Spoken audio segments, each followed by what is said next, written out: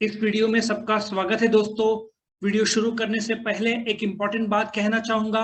इस वीडियो के डिस्क्रिप्शन में जो लिंक दिया है इस सब्जेक्ट का, उसको आप क्लिक करोगे तो चैप्टर बाय चैप्टर और क्वेश्चन बाय क्वेश्चन आपको सारे वीडियोस मिल जाएंगे। दूसरे सब्जेक्ट के भी लिंक है, उसको आप क्लिक करोगे तो आपको चैप्टर बाय चैप्टर सारे क्वेश्चंस मिल जाएंगे। तो शुरू करते हैं ये वीडियो।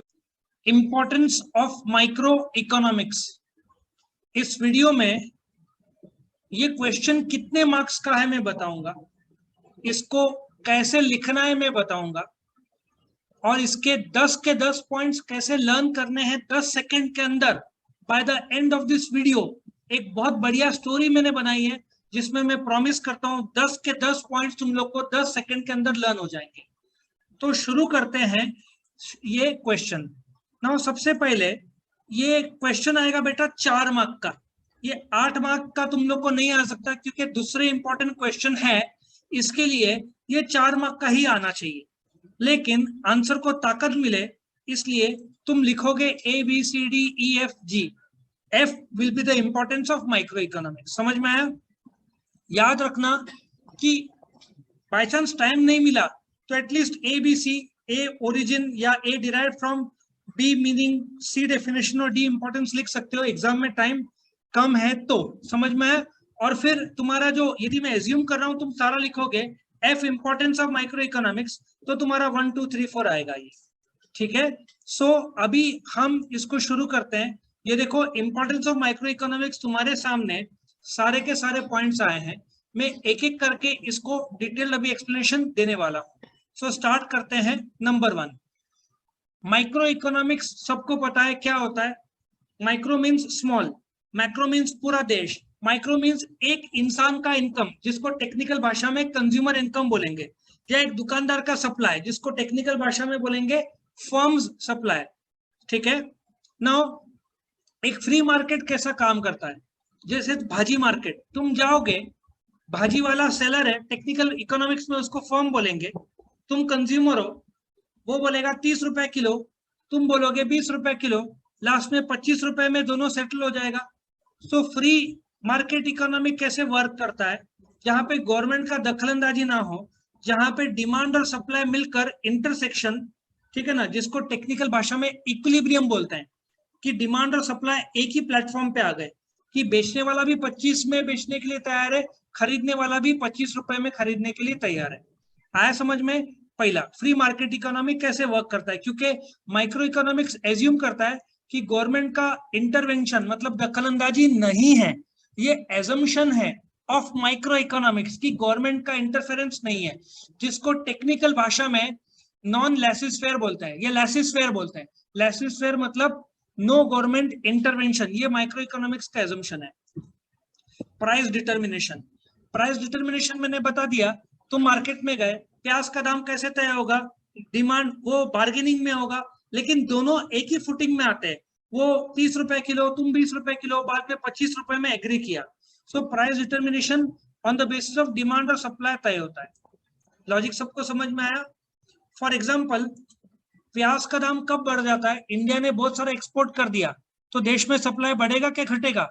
घटेगा। लेकिन डिमांड बहुत ज्यादा है तो प्राइस क्या होगा? बढ़ जाएगा। और इंडिया में एक्सपोर्ट में गवर्नमेंट ने बैन कर दिया है तो देश में सप्लाई ज्यादा हुआ है, डिमांड उतना का उतना है, तो प्राइस क्या होगा? घटेगा, क्योंकि सप्लाई ज्यादा है, प्रोडक्ट डिमांड कम है तो प्राइस घटता है। तो इस प्रकार से प्राइस डिटरमाइन होता है। Helps in business decision making, businessman decision making लेता है, मदद लेता है। Cost of production, investment and attainment of maximum productivity. Simple सा हिसाब है, तुम्हारी गाड़ी तुम जब चलाते हो, ठीक है ना, अपने को धूम स्टाइल नहीं चलाने का है। तुम 20 30 40 50 60 70 80, टेल मी गाड़ी सबसे बेस्ट माइलेज कौन से स्पीड पे देगी? करीबन 30 to 60 कार देगी। टू व्हीलर 30 to 40 स्पीड में देगी। वो स्पीड में तुम चलाओगे तो तुमको बेस्ट माइलेज मिलेगा बेटा 120 रुपए लीटर। बराबर है? 120 रुपए लीटर बहुत ज्यादा है। जो लोग 80 किलोमीटर 80 की स्पीड में भगाते थे, अभी इज्जत से 60 रुपए भी चलाएंगे।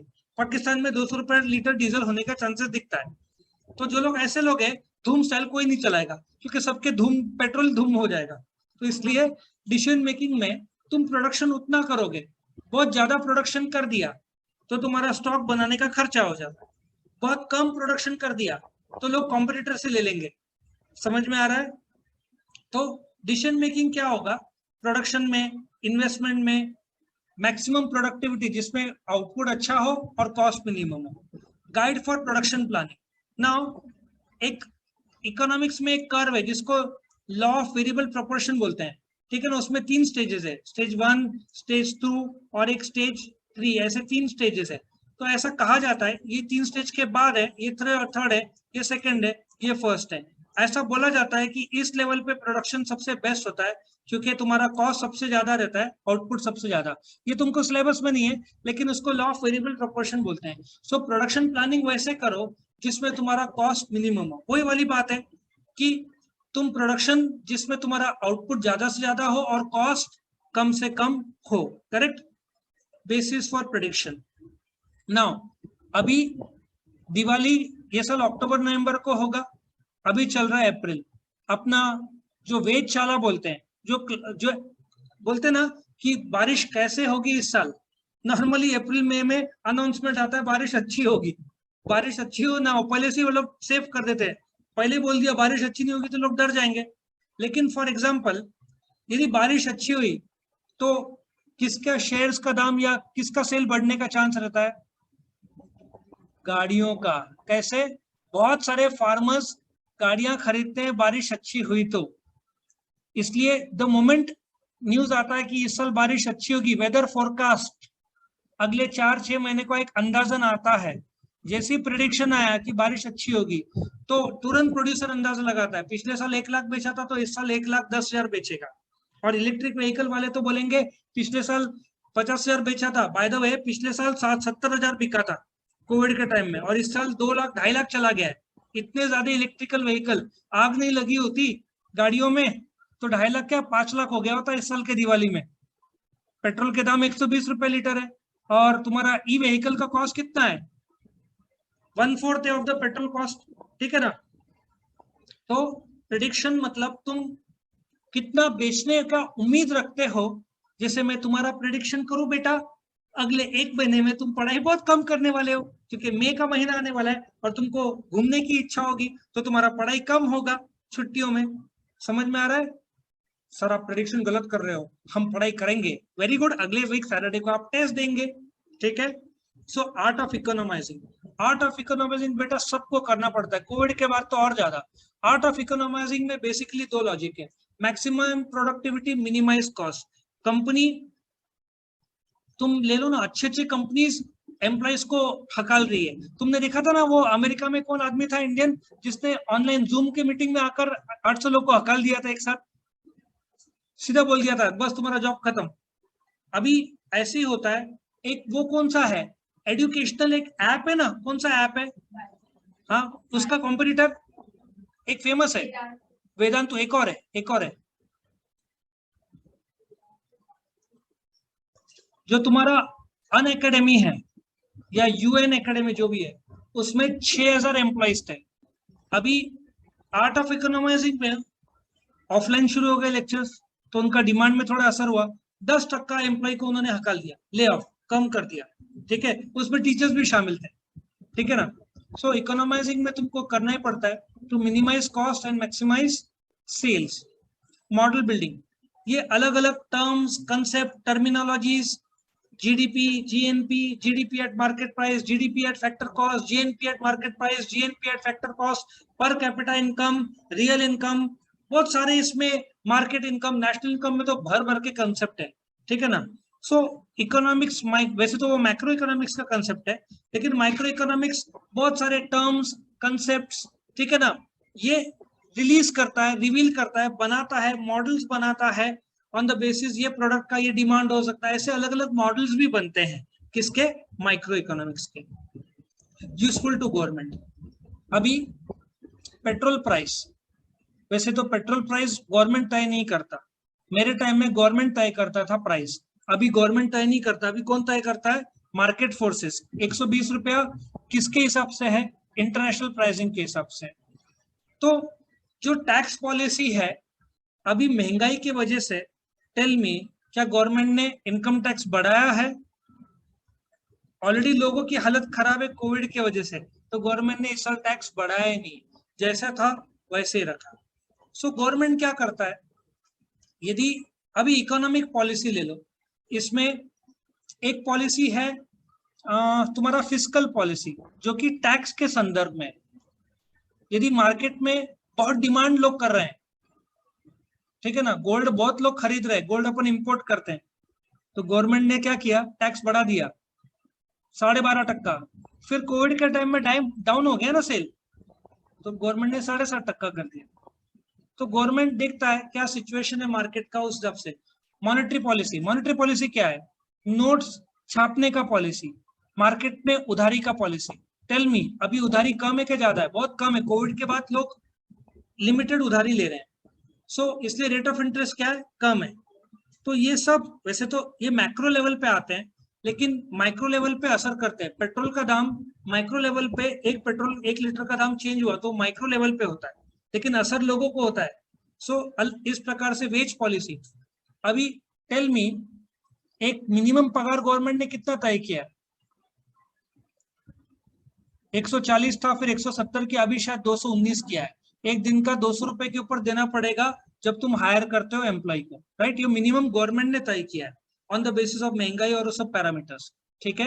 वेलफेयर इकोनॉमिक्स बड़ा सिंपल है भाई, वेस्टेज कम करो, रिसोर्सेज का मैक्सिमम इस्तेमाल करो। जैसे तुम्हारे घर पे तुम डांट खाते हो ना, पंखा चालू रह गया, बाहर आ गए, पापा ने डांट दिया कि इलेक्ट्रिसिटी का बिल कौन भरेगा, ख्याल में डांट तो खाए होंगे, नहीं खाए?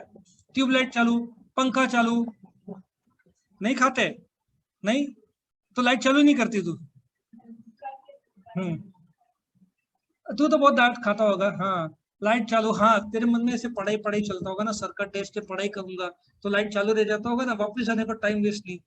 तो welfare economics is minimise cost और मैक्सिमाइज द प्रोडक्शन या आउटपुट या social welfare. Phenomenon in international trade, ये तो best time example, Russia Ukraine के वॉर की वजह से बैंड नहीं बजी अपनी पेट्रोल का। वॉर मैक्रो लेवल पे हुआ, बट माइक्रो लेवल पे पेट्रोल का दाम क्या हो गया, और वही पेट्रोल का दाम चेंज हो गया। सी, जब दाम बढ़ता है पेट्रोल का तो वस्तु के दाम तुरंत बढ़ते हैं, लेकिन पेट्रोल का दाम कम होता है तो बाकी वस्तु के दाम कम होने को 15 से 20 दिन लगता है मार्केट में आने को। सो हर चीज महंगे हो गए। अमूल ने, जो अमूल बेंचमार्क माना जाता है, 20,000 करोड़ की कंपनी है भाई, उन्होंने दूध के दाम 2 रुपए क्या बढ़ाए, सब दूध वालों ने बढ़ा दिए।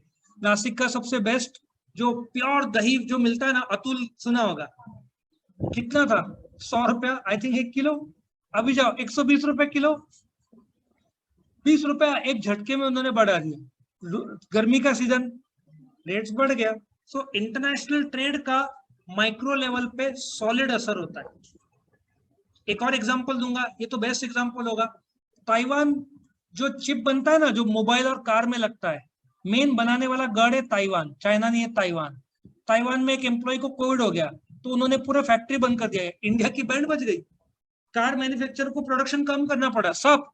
मोबाइल मैन्युफैक्चरिंग में भी असर हुआ, लास्ट में इंडिया की आंख खुली, अरे अपने को चिप बनाना पड़ेगा। ताइवान में ऐसा हुआ तो बैंड बजता है, तो इंडिया भी चिप धीरे धीरे बनाना शुरू करेगा। आया समझ में? एक और एग्जांपल देता हूँ इंटरनेशनल ट्रेड में कैसे इंडिया का बैंड बजा। मेरे को तो बहुत सारे एग्जांपल सूझ रहे हैं। चलो, कंटेनर, इंडिया कंटेनर बनाता ही नहीं है। 20 फीट और 40 फीट तुमने ट्रक के पीछे देखे होंगे ना, चाइना 2-2, 3-3 लाख के कंटेनर आते हैं। कोविड के टाइम में शॉर्टेज हो गया, इंडिया का एक्सपोर्ट बढ़ गया, लेकिन एक्सपोर्ट करने के लिए इंडिया के पास कंटेनर ही नहीं है, क्योंकि इंडिया बनाता ही नहीं है, सब चाइना से आते थे। अब जाकर इंडिया की आंख खुली और इंडिया बना रहा है। अच्छा, उसके बाद वापस अभी बैंड बजी, कैसे? शंघाई लॉकडाउन में, बराबर है। और उनका लॉकडाउन मजाक नहीं है, इंडिया वाले तो डंडे मारते हैं, है ना, देखे होंगे वीडियोस, पुलिस बर्थ है वहां पे, तो डंडे ही नहीं, अरेस्ट भी कर लेते हैं। चाइना बहुत ज्यादा स्ट्रिक्ट है। अच्छा, फार्मास्यूटिकल इंडिया का वर्ल्ड में नाम है, लेकिन बेटा 80 से 90% जो रॉ मेटेरियल लगता है दवाइयों को, वो चाइना से आता है। शंघाई बंद तो इंडिया की बैंड बचती है। एट लास्ट इंडिया बोल रहा है अभी खुद ही सब करेंगे, हैदराबाद ये सब जगह अभी खुद का रॉ मेटेरियल का प्लान कर रहे हैं गवर्नमेंट। नहीं तो अपन कितने डिपेंड रहेंगे चाइना पर, जरा सा चाइना चीखा तो इंडिया को असर होता है, ठीक है। तो इंटरनेशनल ट्रेड में बदलाव होता है तो इंडिया को असर होता है। अभी 10 पॉइंट, चलो याद करके बताओ, कितना टाइम लगेगा, जल्दी बोलो जल्दी बोलो। सब ऐसे देख रहे हैं, सर शॉक में आ गए। 3 आर नहीं है, 4th आर था। ये तो बेटा तू पढ़ के बोल रही है, बाप रे इतने जोर से चिल्ला रही है तो ये तो इंटरनेशनल ट्रेड में असर हो गया है तो। हाँ अभी तुम बोलोगे 10 पॉइंट लर्न करना है, हम 10 पॉइंट तुमको प्रॉमिस किए थे 10 सेकंड में लर्न करवा देंगे पूरे वीडियो के बाद। चलो अभी हम तुमको एक स्टोरी बताते हैं, ठीक है ना। ठीक है, एक राजा था, एक रानी थी, महल था, स्टोरी खत्म। मजाक कर रहा हूँ, स्टोरी शुरू करते हैं। अभी यहाँ पे ना नासिक में एक बापू पुल सुना होगा, यूजलेस बच्चे वहां पे घूमने को जाते हैं, बराबर है। अभी तो गवर्नमेंट ने जो आश्रम था, आश्रम बापू का, उसको मैंने सुना है बुलडोज कर दिया है या खत्म कर दिया है। वहां पे बच्चे बहुत जाते थे, ठीक है। अब क्या क्या करते थे, क्या वो सब वो जाने दो, बट वहां पे बहुत घूमते थे। तो अभी उस पर से मैंने एक स्टोरी बनाया है। पहले आश्रम था, फिर इमेजिन करो एक ब्रिज जो पुल है, उसके आगे लोग जाते थे। कुछ बच्चे कमबख्त सुट्टे मारते थे, जो मैंने सुना था, ठीक है। सो अभी उस आश्रम में ना बुक्स मिलता था, रजिस्टर जो आते ना तुम्हारे, वो सस्ते मिलते थे। अभी तो खैर बहुत स्ट्रिक्ट है, मैंने सुना है, मैं तो बहुत सालों से शायद गया नहीं। तो ऐसा सोचो, उस आश्रम में, जब आश्रम था, आश्रम के बाहर ऐसा सोचो आश्रम बापू खड़े हैं, एक लड़का जाता है और बोलता है, सुना है यहाँ पे फ्री का मार्केट है, यहाँ पे बोलते ना, सुना है यहाँ पे फ्री का मार्केट है। अब फुकट का मिल रहा है तो लड़का गया, चला गया फ्री का नाम सुन के। उतने में आश्रम बोलते हैं, बेटा कुछ भी फ्री होता नहीं है, हर चीज की कीमत होती है। क्या पॉइंट है? Price determination. लड़का चलता है, बोलता है, सुना है यहाँ पे फ्री मार्केट है। आसाराम बापू क्या बोलते हैं, बेटा कोई भी चीज फ्री नहीं होता, हर चीज की कीमत होती है, हर चीज का रिसोर्सेज लगता है तो कीमत होती है। तो लड़का बोलता है, लड़का डिसीजन लेता है, ठीक है मैं तो बहुत सारी चीज बटोरने आया था बट फ्री नहीं है, पर सस्ते में बुक मिलता है सुना है, और सीडी भजन की ले लूंगा, ठीक है। तो बोलता है लड़का कि मैंने डिसीजन लिया कि आपके मार्केट में सस्ता मिलता है तो मुझे बुक लेनी है और सीडी लेनी है। तो आसाराम बापू बोलते हैं, लड़का ने डिसीजन ले लिया कि एक काम करते हैं, अपन अंदर चलते हैं जहां पे प्रोडक्शन होता है बुक्स और सीडी का, ठीक है। शुरुआत वापिस से एक बार देखते हैं। इमेजिन करो आश्रम है, बाहर आसाराम बापू जी खड़े हैं, आगे ब्रिज है, लड़का जाता है, बोलता है सुना है यहाँ पे फ्री मार्केट है। आसाराम बापू क्या बोलते हैं, कुछ भी फ्री नहीं है, हर चीज का प्राइस लगता है। लड़का डिसीजन लेता है कि मुझे बुक और सीडी खरीदना है। आसाराम बापू बोलते हैं खरीदना है लेकिन प्रोडक्शन अंदर हो रहा है, तुझे अंदर चलना पड़ेगा। जैसे अंदर दोनों साथ साथ जाते रहते हैं, तो आसाराम बापू बोलते हैं, मैं भविष्यवाणी करता हूँ, मैं प्रेडिक्शन करता हूँ कि तू बुक खरीदेगा सीडी नहीं। तो लड़का पूछता है क्यों? क्योंकि वो बोलता है कि बुक सस्ती है, इकोनोमाइजिंग मतलब सस्ता, बुक सस्ता है सीडी महंगा है, इसलिए मैं प्रेडिक्शन करता हूँ, ठीक है। पॉइंट नंबर 1, लड़का जाता है, आसाराम बापू का आश्रम, बाहर खड़े हैं, लड़का बोलता है सुना यहाँ फ्री मार्केट है। आसाराम बापू बोलते हैं बेटा कुछ भी फ्री नहीं है, हर चीज का प्राइस होता है। लड़का बोलता है मैं डिसीजन लेता हूँ, मुझे बुक और सीडी खरीदना है। तो आसाराम बापू बोलते हैं अंदर चलो, तेरे को वहां पे प्रोडक्शन करता है, तुझे हो रहा है वहां पे, तेरे को मैं बुक और सीडी दिलाता हूँ। बट जैसे ही चलते रहते हैं, आसाराम बापू बोलते हैं कि मैंने सुना है, मैं भविष्यवाणी करता हूँ, प्रेडिक्शन करता हूँ कि तू बुक खरीदेगा क्योंकि सीडी महंगी है। बुक खरीदेगा क्यों? क्योंकि बुक सस्ती है, इकोनोमाइजिंग। जैसे लड़का बोलता है सही बोला, जैसे बुक खरीदता है लड़का दुखी हो जाता है। आसाराम बोलते हैं क्या हुआ? लड़का बोलता है मैंने सोचा था बुक के ऊपर कोई मॉडल की फोटो होगी, आपकी फोटो निकल गई, ठीक है ना, या कोई कार, फरारी, लैम्बोर्गिनी, डुकाटी, ठीक है ना, ऐसे कुछ अच्छे लग्जरियस कार पर आपका फोटो आ गया। तो उतने में पुलिस की गाड़ी आती है। आसाराम बापू बोलते हैं जल्दी कर बेटा, पुलिस मुझे लेने आई है, यूजफुल केस चल रहा है ना उन पर, आई थिंक वो जयपुर जेल में मौजूद है, तो उन पर केस चल रहा है। तो वो बोलते हैं कि पुलिस की गाड़ी आ रही है, मुझे लेने है। तो पुलिस की गाड़ी आती है, जाने से पहले उसको आशीर्वाद देते तेरा वेलफेयर हो, और पुलिस की गाड़ी उनको कोई इंटरनेशनल ऐसे सीक्रेट ठिकाने में लेके जाती है, नहीं तो फिर लोग परेशान करेंगे ना। इंटरनेशनल, ऐसे सोचो, इंटरनेशनल फ्लाइट से उनको लेके जाती है एक सीक्रेट ठिकाने पे। तो इस प्रकार से 10 पॉइंट है। शुरू करो। पॉइंट नंबर 1 क्या है? एक फ्री मार्केट, लड़का जाता है, सुना है यहाँ पे फ्री मार्केट है बेटा, फ्री नहीं होता, प्राइस होता है। पॉइंट नंबर 3 डिसीजन लेता है, क्या? मुझे बुक और सीडी, रजिस्टर और सीडी लूंगा। फिर बोलते हैं ठीक है प्रोडक्शन अंदर चल रहा है, चल अंदर से दिलवाते हैं तेरे को। रास्ते में प्रेडिक्शन करते हैं तू बुक लेगा, क्यों? सीडी महंगी और बुक इकोनोमाइजिंग सस्ती है। बुक लेके लड़का दुखी हो जाता है, मैंने तो सोचा था मॉडल दीपिका पादुकोण होगी, निकले आप, ठीक है ना। फोटो आपका आ गया, उतने में पुलिस की, गवर्नमेंट की गाड़ी आती है, बोलते जल्दी कर बुक ले ले, गाड़ी, पुलिस की गाड़ी मुझे लेके जाएगी। वो उसको आशीर्वाद देते हैं तेरा वेलफेयर हो, और पुलिस उनको इंटरनेशनल दिखाने में लेके जाती है, तो भक्त परेशान करेंगे, ठीक है ना। इस प्रकार से स्टोरी खत्म होता है। एक बार लिख के निकालो बिना देख के। धन्यवाद देखने के लिए। वीडियो पसंद आया तो लाइक करना, फ्रेंड्स के साथ शेयर करना, चैनल को सब्सक्राइब करना। और एक और बार याद दिला दूं, इस वीडियो के डिस्क्रिप्शन में जो लिंक दिया है उसको आप क्लिक करोगे तो आपको chapter by chapter, question by question सारे वीडियोस मिल जाएंगे। Thank you for watching.